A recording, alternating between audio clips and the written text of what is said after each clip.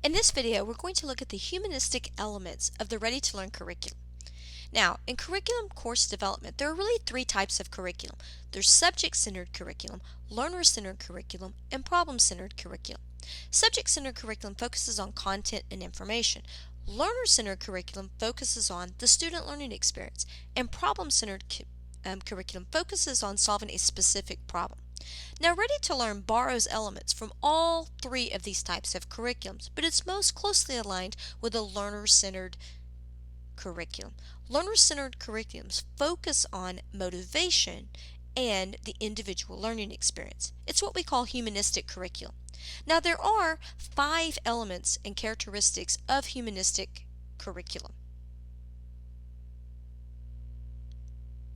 Let's look at these. First, it's participation. Humanistic curriculum really cares about the individual learning experience, and if they're collaborating and critically reflecting, they should be moving and engaging and interacting with their peers and the content and their teacher in their classroom learning experiences. Humanistic curriculum cares about variation. Course designers spend a lot of time making sure there's challenge and choice and novelty, mystery and anticipation. All of these things help with learner engagement. And it focuses on capturing and sustaining attention intentionally in the design of the course content and the course learning resources. Humanistic curriculum focuses on integration. It is a biopsychosocial process, which means that the thoughts, emotions, and the actions, what the learner is seeing, saying, and doing, is really important in a humanistic lesson. Curriculum design integrates both the content, which is the information, and the delivery, or how we facilitate that learning experience. Humanistic curriculum focuses on learner development, self-awareness, efficacy, emotion, relevancy. What am I interested in? How does this connect to my life? That learner experience, not the subject matter, is the curriculum focus. Now, it's important to note, though, that the subject matter is important in a humanistic curriculum. It just isn't the primary vehicle for navigating the learner experience in working with the content.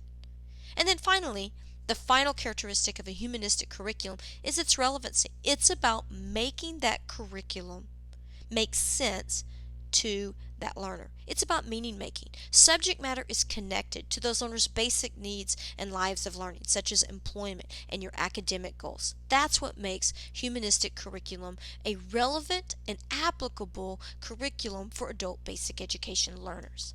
Now, in a humanistic curriculum, the teacher is a facilitator who is facilitating the learner experience or a lesson from beginning to end. It's all about what the learner is doing.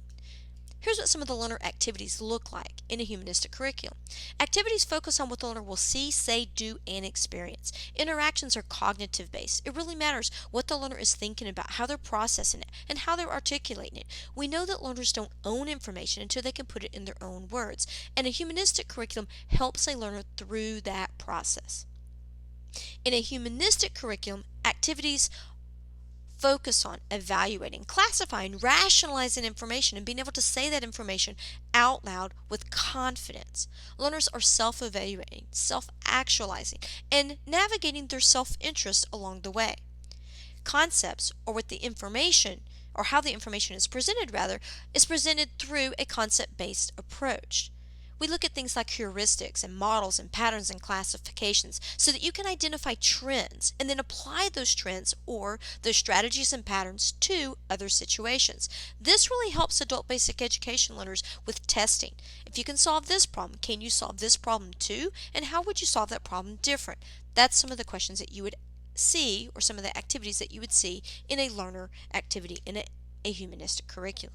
And then finally, it's really important in a humanistic curriculum that there's reflection and dialogue and self-evaluation. All of these elements are critical to a learner's growth and the learner experience. It's important to understand what a humanistic curriculum is and the approach, because that humanistic curriculum approach impacts the resources that are available in that curriculum and the delivery, or how we deliver those resources in the curriculum. In Ready to Learn, there are 4 major resources: slide decks, instructor guides, learner workbooks, and lesson resources to support that learner experience through the lesson. Slide decks provide that step-by-step guide through the lesson. Instructor guides provide the big picture for the educator to navigate that learner experience. Learner workbooks are the student resource to help them navigate that learning experience. And then the lesson resources include the articles, game manipulatives, or anything that the learner needs in their learner experience to have a successful learning experience. Now, when you first see these resources, it can be overwhelming because there's so many resources. Slide deck is your primary resource. It helps you navigate the learner experience. And then the instructor guide used with the slide deck helps the instructor navigate the learning experience. From the student perspective, they're using the learner workbook and the lesson resources to navigate the learner experience. Each one of these resources is detailed in a different video.